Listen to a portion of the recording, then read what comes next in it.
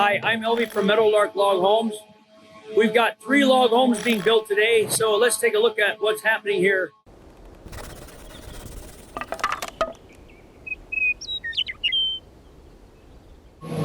There's a lot of noise being created. In front of me is a 16 by 20 log cabin.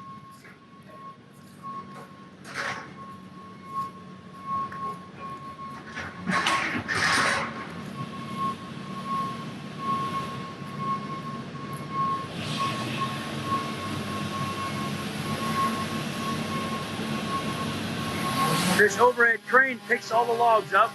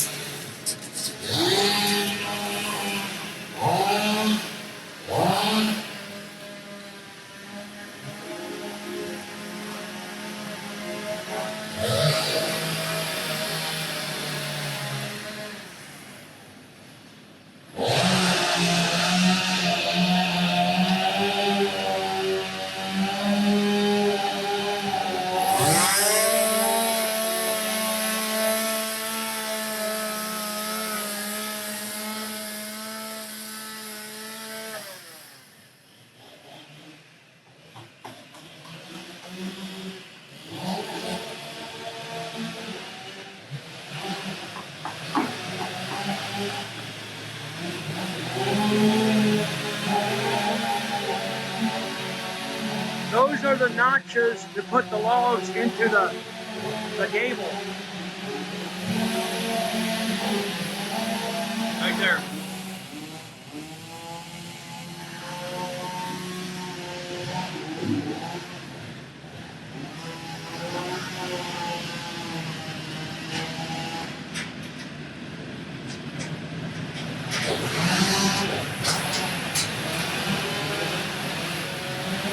This is the firewood.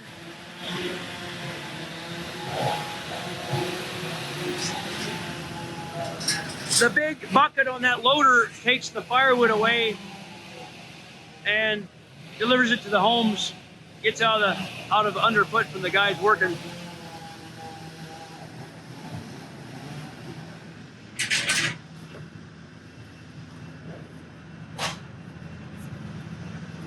He's marking ledges for shaving later, smooth off the flat surfaces and get them matching.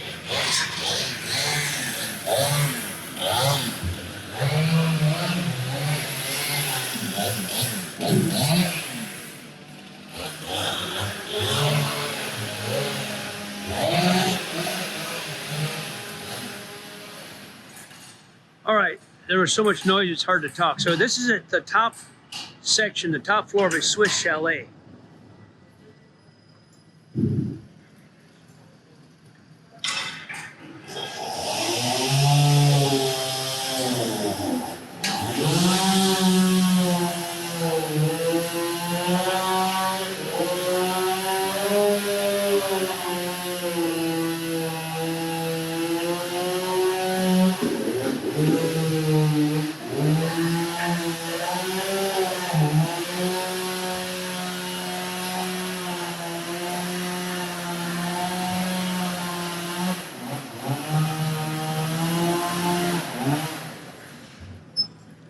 Isaac is getting that saw guide fastened to cut the gable off. Actually, doing the groove for the groove. Yeah, this is a special guide on the saw that follows this track and cuts a groove here where the lumber will be inserted for this part of the roof system.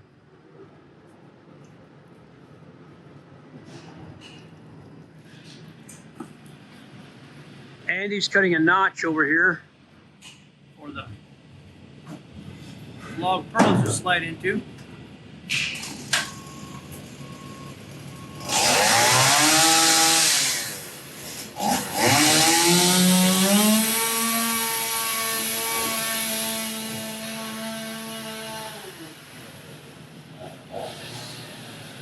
Eric is notching the purlins. And of course, all these logs are the roof beams, and they go up into the gable system of the Swiss Chalet. Okay, let's move on to the next house. This is, like I said, the top floor of a Swiss Chalet. Over here, I believe this is a customized Pioneer. I don't know if you can hear me.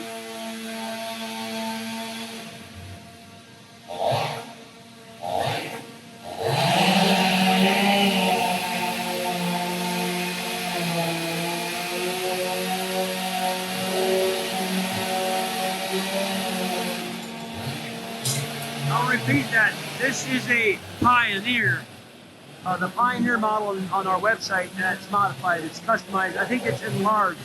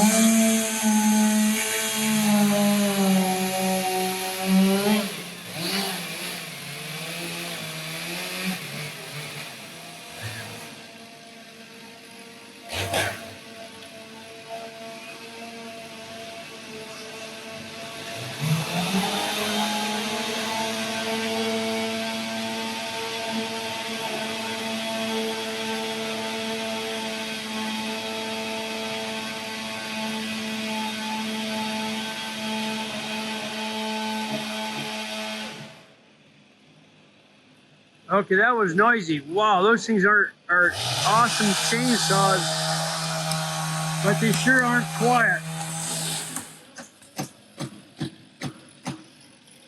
So what can you tell us, Dylan, about that notch, what you're doing? Tell people what you're doing there. So the goal is to create a straight line on the inside here where these logs meet up. So cut a sort of a notch in this log and then a notch that fits into the same cut here. And then we run through each side, taking a thin saw width cut through either side until it fits tight all the way down. So continue that straight line all the way up. Okay, got noisy again.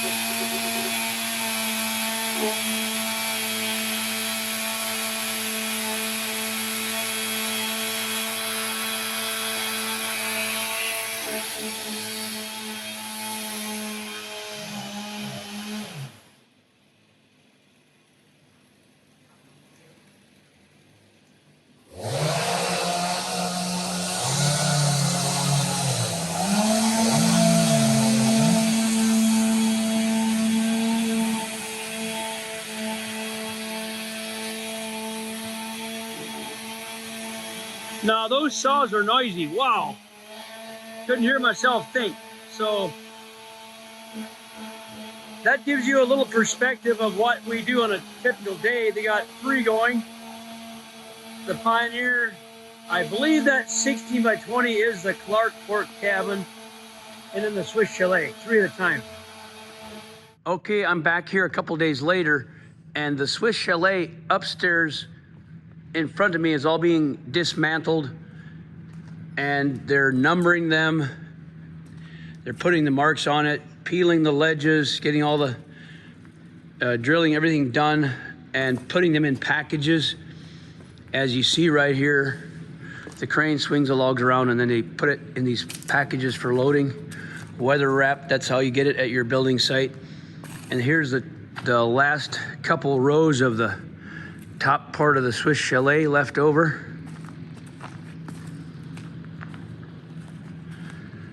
There's a hole for electrical wiring.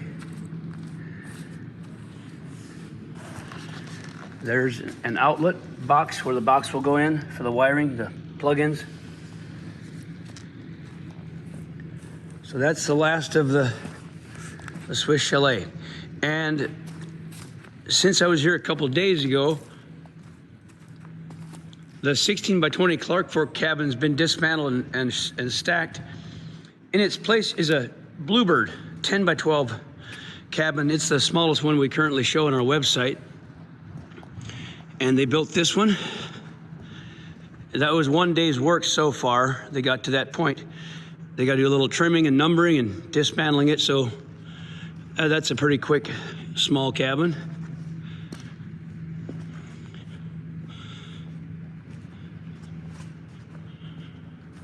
I'll walk inside, check out the inside of it.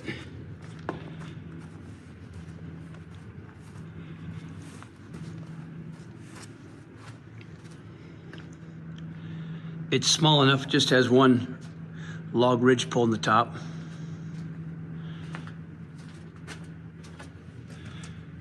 This would make a great child's playhouse or garden shed, or even a small tiny home cabin to live in. They're quite popular. In the front, there's a little bit of an overhang, so you can build a porch off these front overhangs. So there you have it, the Aspen. Now let's take a look at the other project, the larger one that's going on. I misquoted the other day. This is actually a Swiss Chalet enlarged. I don't know exactly the dimensions. I believe it's 2 feet wider and 4 feet longer, but I could be off by a little bit. So, but it is a Swiss Chalet enlarged in both the length and the width. The other thing I want to point out is these logs are large logs. So the height from here down on that one's a good 12 inches. The bottom might be even bigger. They're very large logs. I don't know if you can see from the video, but they're massive. Up to the 8 foot, which is around there, there's only 1, 2, 3, 4, 5, 6, 7, 8, 8 or 9 courses maybe to the 8 foot level. And the other thing, in addition to the large oversized logs that we use on this one, is a clean peel. Complete smooth peel on every surface. And the logs, the larger logs and the clean peel both do carry an extra charge, but wow, what a look that is. Now there's a full length porch header. That's also a very large log in this case. A little larger than average, so this is looking really nice.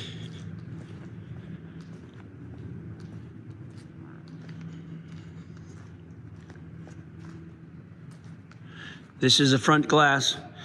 You notice those 3 large logs on the top full span the width of that opening, and then this will be all glass. This is very nice. I'm impressed.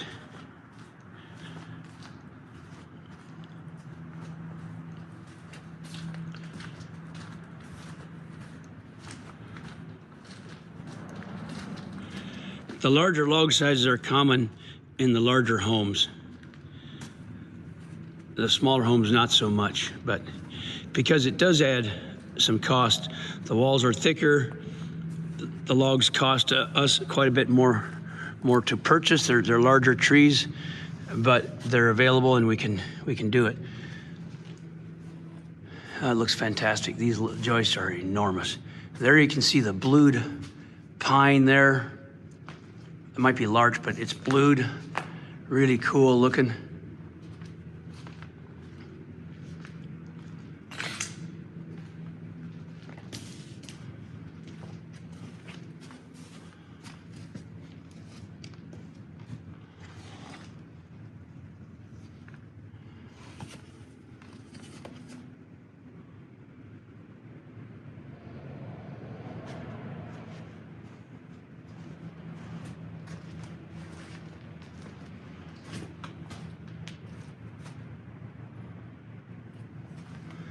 This will be cut as an archway. There's a loft up front covering half of the great room.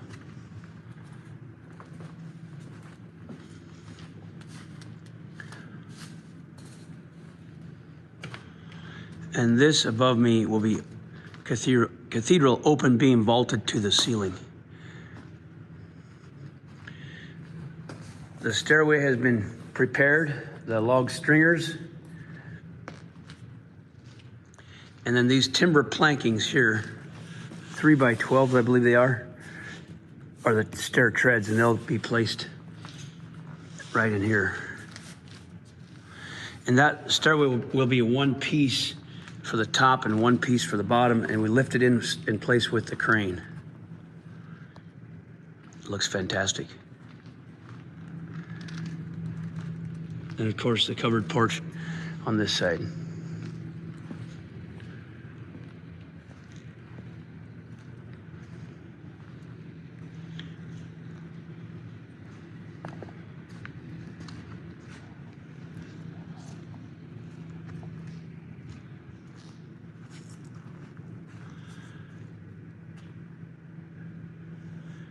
Thanks for watching, folks.